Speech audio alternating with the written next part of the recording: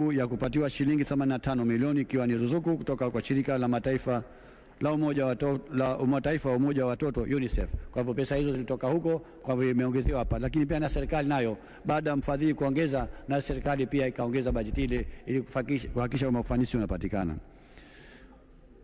Vile vile profesa alitaka kujua idadi ya wananchi wanaonufaika na mswada wa kisheria ni wangapi.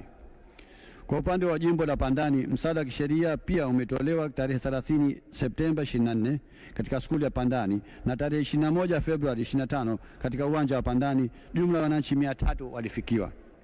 Hata hivyo, kuhusiana na raia wawili waliopoteza maisha ni swala la kijinai na lipo katika upelelezi na likikamilika litawasilishwa kwa DPP kwa hatua zaidi. Programu ya usimamizi wa utawala bora, ukiachia vipindi vya utawala bora, ni shughuli gani zimefanyika kwa mwaka 24-25? Profesa alitaka kujua hilo, na ofisi imekuwa ikitoa vipindi vya utawala bora na kufuatilia malalamiko ya changamoto mbalimbali zinazojitokeza katika jamii, zikiwemo changamoto ya upatikanaji wa maji mwera, changamoto ya vyeti vya kuzaliwa na ucheleweshwaji na uondoaji wa taka katika maeneo ya Bububu. Mheshimiwa Spika, vile vile katika mwaka 25-26 shughuli zilizopangwa kutekelezwa zimeelezwa kwa kina katika kifungu cha budget cha 83 Roman 1 mpaka Roman 4.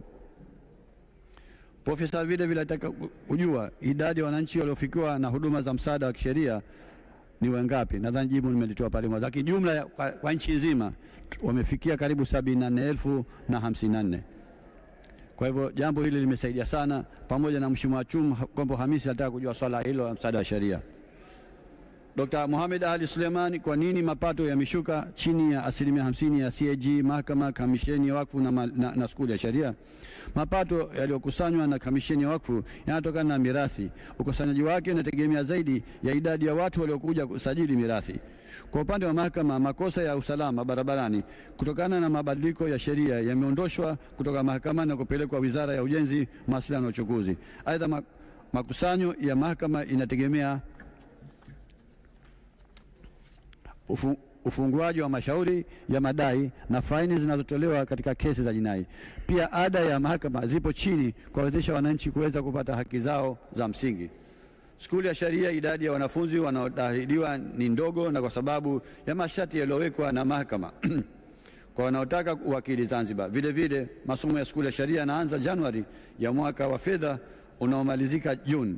Jumla ya wanafunzi wanalipa kwa mikupuo, yani installment. Hata hivyo, ofisi inahusika zaidi na utoaji wa huduma kwa wananchi na sio taasisi inayokusanya mapato moja kwa moja. Pia tushawasiliana na ofisi ya Rais Fedha na Mipango kuangalia uwezekano wa kupunguza kasma ya makusanyo. Pia Dr. Mohamed Ali atakulinganisha takwimu za kesi za program ya upatikanaji wa haki mahakama Zanzibar na viashiria vyake. Mheshimiwa, hili namtaumpa baadaye, nitatoa ufafanuzi lakini wakati utapofika. Kutopanda kwa madaraja kwa walimu wa IPA, mwongozo umepandishwa upandishwaji wa vyeo kwa wakufunzi, yani promotion guideline tayari ushaandaliwa na baraza la chuo. Na sasa hivi wale walimu ambao Profesa Mohamed alitaka kusema kutokea alipokuwa yeye alikuwa tutor mpaka leo wako ni tutor, lakini kuna mpango maalum wa promotion guideline zishatolewa. Mgogoro wa msikiti wa Takwa na wa Mwembe Makumbi umefikia wapi?